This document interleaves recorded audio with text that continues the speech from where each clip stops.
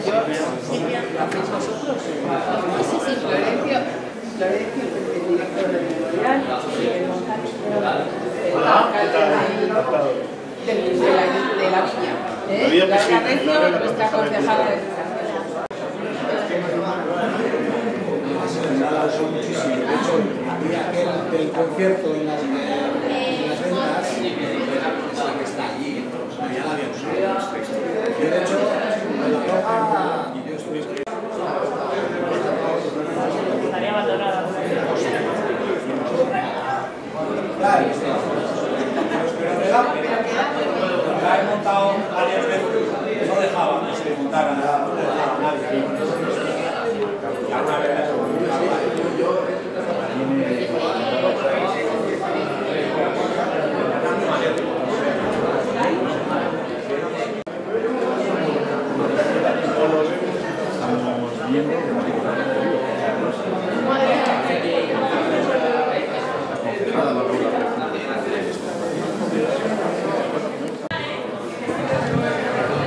Vamos a... Buenos días a todos y a todas. Buenos días. Un día muy especial para nosotros. Sí, así yo creo que se llama, ¿no? Un día muy especial para nosotros, para el Fuente Fresnedo, porque después de mucho tiempo buscando un proyecto de estos, por fin hemos podido contar con la colaboración y con el apoyo de una institución como es el Memorial de Víctimas del Terrorismo que está ubicado en Vitoria, ¿no? Entonces, hoy nos acompañan para dar el primer pequeño paso de algo muy grande que mirad, Anabel Las Heras, que se va, Aida Portilla, Patricia Clemente y Sara Fiz han iniciado en el centro, como proyecto del centro, pero además convencidos de que nos hace falta sentir, nos hace falta, Edurne Portela lo dice, ¿no? La historiadora lo dice, que hace falta el conocimiento para la empatía. Y entonces nos hace falta conocer las cosas que han sucedido, nos hace falta conocer la conculcación de derechos humanos para empatizar con ellos, para sentir con ellos y para que cuando toque no vuelva a repetirse. Entonces, ¿quiénes nos acompañan hoy aquí? Pues personas muy relevantes y que van a ser de un enorme apoyo para el centro y para este proyecto, ¿no? Empiezo por Florencio Domínguez, que es el director del Memorial de Víctimas del Terrorismo de Vitoria.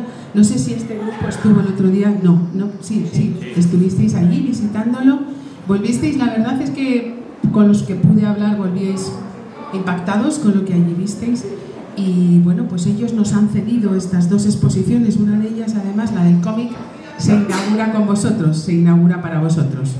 O sea que muchísimas gracias, Florencio. Seguimos un poco y luego damos la palabra. Conocéis a nuestra concejala de Educación y Cultura, Laura Recio, nuestro alcalde, Miguel González, y nos acompaña la presidenta de la Asociación de Víctimas de Cantabria, Silvia Gómez, que en un atentado que ella nos contará perdió a sus padres. Además nos acompañan de la asociación Susana Ortueta y Víctor González desde la asociación.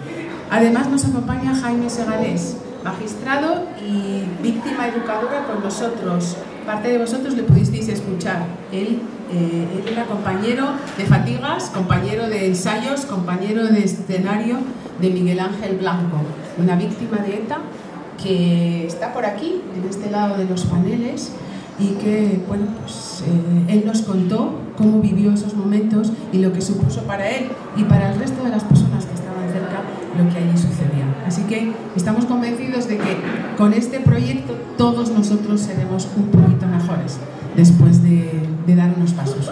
Y voy a pasar la palabra a Florencio Domínguez. ¿Sí? Gracias, Florencio. Muchas gracias, Mónica. En primer lugar, quiero dar las gracias al Instituto por acoger las exposiciones, pero también por tener este programa de información y de transmisión de la historia de lo que ha supuesto el terrorismo en la historia de España. Ha sido uno de los fenómenos que más ha condicionado la vida pública en nuestro país durante años, que ha causado grandes dosis de dolor, que ha alterado el desarrollo de la vida política, y es uno de los periodos más importantes de nuestro país, y además es una satisfacción estar aquí por ese motivo, por el compromiso del Instituto, y además hacerlo con los representantes de la Asociación Cántabra de Víctimas del Terrorismo, porque no ha habido comunidad que esté a salvo del terrorismo que ha habido en nuestro país. Todo el territorio español ha pagado un duro precio, por ETA o por otros grupos terroristas. Cantabria, por cierto, fue la comunidad en la que ETA puso la primera bomba en su historia. El 25 de octubre de 1959, ETA estrenó su carrera terrorista poniendo una bomba en un periódico en Santander. Antes de hacer el primer atentado en el País Vasco, lo hizo en Cantabria. Es un dato que no suele ser muy conocido.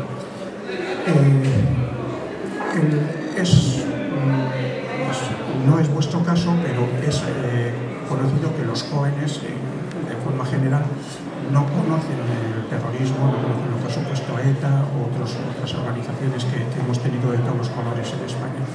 Y eso es normal porque afortunadamente no habéis tenido vivencias personales directas. Es normal que a vuestra edad no se tenga ese conocimiento, pero no es aconsejable que no se tenga. Entonces, el sistema educativo es la clave para transmitir un conocimiento que lleve a la deslegitimación del terrorismo y que fomente la empatía con las víctimas, cuyo testimonio es una de las herramientas educativas más poderosas que tenemos.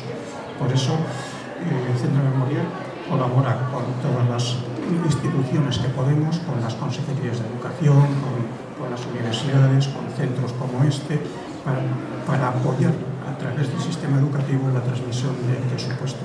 Aquí tenemos dos exposiciones, una basada en los materiales didácticos que hemos elaborado para que puedan usar los profesores en clase, para que tengan orientación, para hacerle más fácil dar conocimiento de un tema que no suele estar en los manuales de estudio ordinarios. En los manuales de historia no suelen llegar, o si están es muy fugaz, es de forma fugaz, y al final, bueno, esa es una de las exposiciones. Y la otra es una adaptación de historias de víctimas a partir de su propio testimonio en formato cómic.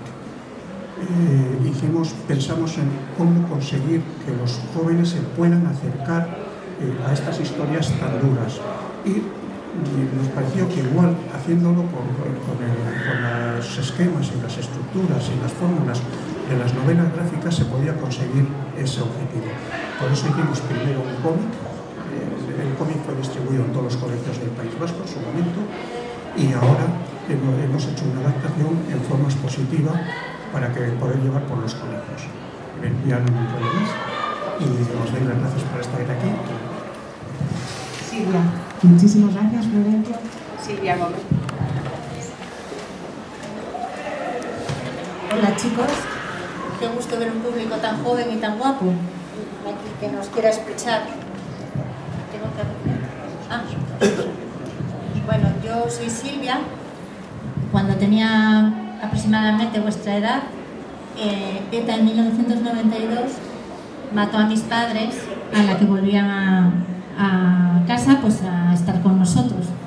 Me acompaña Víctor. Mataron a su hermano con 24 años, y Susana, que vivió un montón de amenazas en su casa y tuvo que dejar su hogar huyendo de la posibilidad de que esas amenazas se llevaran a cabo, con lo que ello conlleva. Imaginaros vosotros tener que ahora abandonar vuestra casa por miedo. Yo creo que es importante que vosotros, los jóvenes, conozcáis lo que se ha vivido en nuestro país no hace tanto. Y es importante para que comprendáis que el terror nunca es el camino para llegar a ningún sitio. Yo os invito a que prestéis atención a lo que hoy os van a mostrar en estas exposiciones, y que aprovechéis que tenéis aquí a personas que lo hemos vivido para preguntar lo que os apetezca. Hemos sufrido mucho, han matado y herido a muchas personas, nos ha tocado aprender a vivir sin ellos, que no es fácil porque el dolor nunca pasa. Bajo amenazas y ante el miedo a que estas fueran cumplidas, cientos de personas tuvieron que abandonar sus hogares. Os invito también a que busquéis información y la contrastéis, porque verdad solo hubo una, y versiones unas cuantas. La memoria de lo que ha ocurrido y de lo que hemos perdido es lo que va a hacer que esto no se vuelva a repetir. Gracias.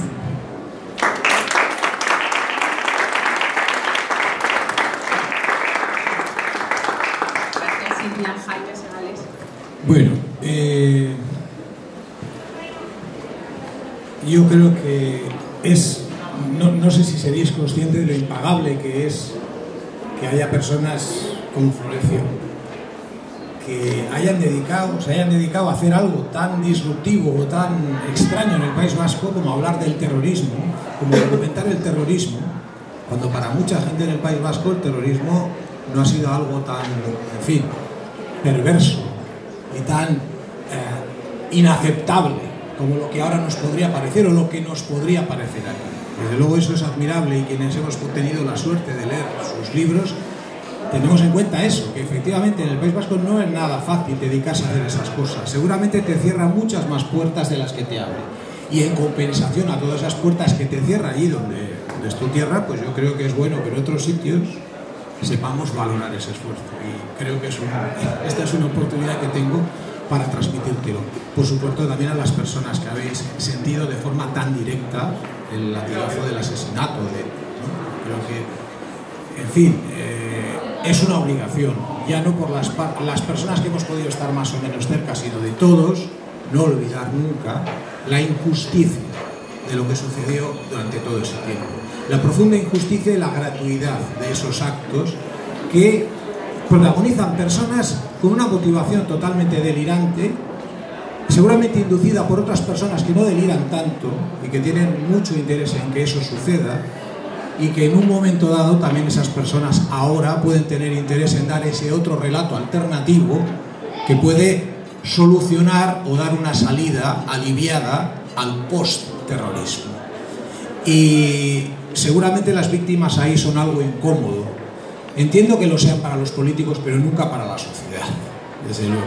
Y nosotros tenemos que contribuir a demostrar a las víctimas que, aunque puedan ser incómodas para algunos políticos, porque viven precisamente de rentabilizar determinadas cosas y de mantenerse en su comodidad en el ejercicio de una profesión que seguramente es la única que pueden ejercitar a costa de lo que sea, por lo menos nosotros, los que no tenemos esas necesidades, creo que tenemos la obligación de dar equilibrio y demostrar nuestra solidaridad y apoyo hacia las personas que habéis sentido el terrorismo tan cerca. El terrorismo en tanto una injusticia tan radical, teniendo en cuenta la perversidad de los fines de aquellos que la impulsaron, no únicamente de los que lo protagonizaron, sino de aquellos que se beneficiaron de ella y que hoy en día manifiestan una clara actitud pasiva, connivente, o simplemente prefieren no hablar del tema. Todo esto, que es imposible decirlo sin sentir rabia, nos tiene que llevar a agradecer ciertamente iniciativas como esta. Una iniciativa que seguramente sería prácticamente imposible de realizar en muchos sectores del País Vasco. Hoy en día sería prácticamente imposible, no porque hubiera alguna amenaza expresa, sino simplemente porque se disuadiría apelando a cualquier motivo, estas cosas es mejor no hablar de ellas, cuando no nos importa hablar de lo que pudo pasar o de lo que alguien nos ha contado que pudo pasar en la década de los años 30 o en la década de los años 40. ¿De acuerdo? Y por eso hay que agradecer también al Instituto que haya mostrado su preocupación por un asunto que en absoluto es cómodo, aunque aquí ciertamente en Cantabria pues tengamos que agradecer que las circunstancias sean diametralmente distintas a las que pueden darse 40 kilómetros hacia la carretera de Bilbao, ¿no? Por tanto, yo, en la medida de lo que me toca, desde luego tengo que agradecer estas iniciativas a vuestro departamento, al departamento que ha decidido asociarse con Florencio y con el instituto que él dirige, para atraer esta parte de nuestra historia que todavía trae consecuencias y que todavía mediatiza la agenda de nuestros políticos. Y es bueno que tengamos en cuenta que esto no es historia, que esto es, en estos momentos, actualidad, y que estemos bien atentos a cómo se malversa la memoria, porque en muchas ocasiones se malversa por intereses meramente políticos. Gracias. Bueno, cerramos ya la inauguración, esta inauguración con el alcalde, con Miguel González. Buenos días. Bueno, pues es emocionante, ¿no? Escucharos, que sepáis, bueno, no soy ni tan joven ni tan mayor, pero con vuestra edad hemos vivido muchas experiencias. Aunque lo veáis lejos en el tiempo, lo que vivimos fue duro, fue muy duro. Y teníamos vuestra edad, para que os hagáis un poco la idea, que aunque lo veáis lejos, la memoria muchas veces hay que seguirla contando, porque creo que es esencial, ¿no? Que esto no se olvide. Para mí es un honor poder hoy dirigirme a todos vosotros, a todos los jóvenes que estáis hoy aquí, en un acto tan profundo, tan humano y tan necesario para todos. Quiero contar una pequeña anécdota, ¿no? Yo cuando me inicié, y ahora me veis como alcalde aquí, pero yo empecé como vosotros y en política empecé joven. Y me acuerdo de que yo tenía un Opel Corsa rojo y nos aconsejaban mirar debajo del coche todas las mañanas por si acaso nos ponían una bomba. Y yo tenía 18 años, poquitos más de los que tenéis vosotros ahora. Y eso lo vivíamos día a día. Y eso nos lo aconsejaban porque nos mandaban cartas a todos dentro del partido para que fuéramos conscientes de lo que vivíamos. Y un alcalde como el Laredo en aquel entonces llevaba escolta, cosa que gracias al día de hoy no sucedía, ¿no? Y es increíble ver las historias. Murieron sus padres, murió su hermano en atentados de ETA. Susana, Víctor perdió a su hermano, Silvia a sus padres. Susana tuvo que cerrar su negocio por las amenazas, para que veáis la coacción que sentían las víctimas del terrorismo en el día a día. Era horroroso el levantarse todos los días y encender las noticias y ver asesinatos, ver familias rotas y destruidas, ¿no? Y eso quiero que seáis conscientes, aunque lo veáis lejos, era duro para los que vivíamos en aquella sociedad en aquel entonces. Hoy es un acto que vais a ver tanto de los cómics como de la historia y la memoria del terrorismo de este recorrido que vais a tener aquí para ver en las aulas, que creo que va a ser emotivo, ¿no? a lo largo de los días que os quedan de colegio o de instituto, porque para vosotros, para los jóvenes, porque sois una generación que debe marcar el cambio real, que necesita, ese cambio que se puede hacer y debe cultivar la empatía, la justicia y la memoria. Y porque no hay democracia sólida sin memoria y no hay paz sin justicia. Por eso es esencial que empaticéis con ellos, con las víctimas, con los que realmente han sufrido, y que comprendáis el inmenso valor de la vida y de la dignidad humana. Que aprendáis a identificar y rechazar cualquier discurso que banalice el crimen o justifique la violencia, y que defendáis siempre, sin matices, los derechos humanos, porque no hay causa que justifique su vulneración. Las viñetas que tenéis hoy, que vais a ver hoy aquí, no son ficción, son historias reales, duras y muchas veces silenciadas. Hoy nos han contado, y yo creo que muy brevemente, Silvia, lo que ella vivió, muy breve, pero quizás nos pueda tener horas y horas contando aquellos momentos que yo desde aquí, desde la distancia de Laredo a Santander, que no es nada, lo seguíamos cuando aquello a través del papel, del periódico, y estábamos atentos a una cadena de televisión que no había más, a que llegara las noticias para poder enterarnos de lo que estaba sucediendo, ¿no? Hablaban del dolor de quienes realmente padecieron esas pérdidas, ¿no? Sus padres, sus hermanos, hijos. Es muy duro lo que hemos vivido. Quiero realmente agradecer, ¿no? Y antes de agradecer, espero que todo este sufrimiento que vivimos y que hoy han expresado aquí, que compartimos todo, no se vuelva a repetir nunca. Y esa es la palabra, no se vuelva a repetir nunca. Y quiero agradecer al Centro Memorial de las Víctimas del Terrorismo, en especial a su director, a Florencio, que está hoy aquí con nosotros, a la asociación cántabra de víctimas del terrorismo, que han venido a visitarnos, a la Fundación Fernando Buesa y al Instituto Fuente de Fresnedo, que aunque creáis, esta labor que hace el Instituto es importantísima, porque con esta iniciativa educamos contra el odio, contra la radicalización y el fanatismo. Educamos por la convivencia, por la justicia y por la paz. Y eso en tiempos donde a veces polarizamos y el discurso del odio vuelven a tomar fuerza en algunos rincones del mundo, es más importante que nunca. Espero que esta exposición os ayude a mirar al pasado con respeto, al presente con conciencia y al futuro con compromiso. El ser humano aún tiene mucho camino por recorrer, pero está en nuestras manos, en las de vosotros, que sois los jóvenes, que sois, así de claro, nuestro futuro. Nosotros os ayudamos a construir vuestro futuro. Y el amor venza al odio y la convivencia sea nuestro motor. Y todo esto se hace por la memoria, por la justicia y por la verdad. Muchas gracias.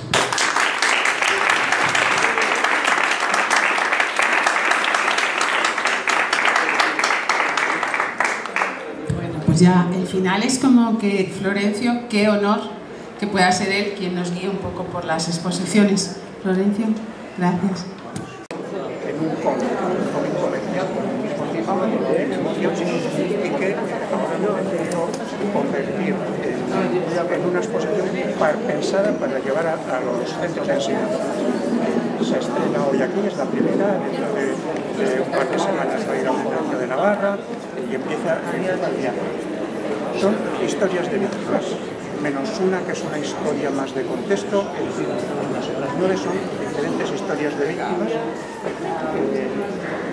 La primera lleva como título El Pozo de Rosario, que es en 1980 en Berazategui, una localidad cercana a Baracaldo, estalla una bomba en un bar y mata a 4 clientes del bar, vecinos de la localidad, implica un grupo de extrema derecha.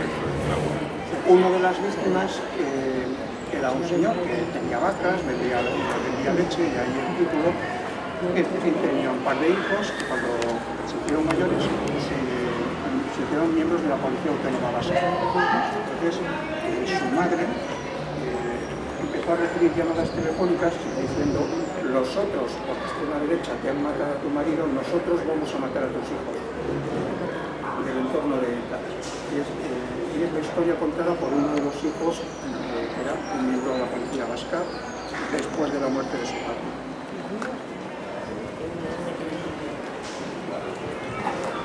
Este es el caso de Cristina Cuesta, también siendo estaba en la universidad, estaba empezando la universidad, su padre era el delegado de la compañía telefónica en Guipúzcoa, fue asesinado, mataron a 2 delegados de Telefónica en Guipúzcoa, al padre de Cristina y luego a su sucesor, con unas excusas parciales, que la compañía colaboraba en las escuchas telefónicas. Bueno, eso es algo que la compañía no tiene ningún control.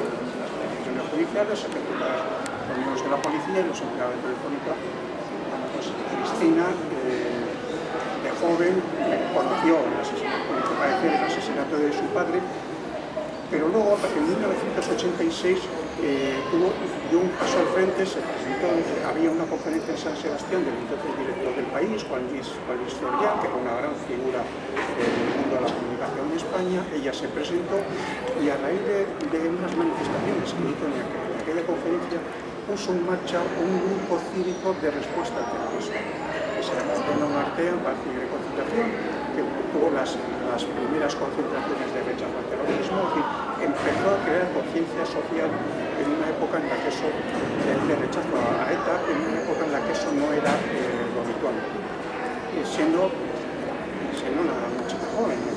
Y después ha seguido manteniendo una actividad de concienciación a través de charlas en los colegios, de participación en el programa de formación de profesores, participa también la directora Mónica, contribuyendo desde entonces a que la sociedad tome conciencia de la injusticia del terrorismo y su historia.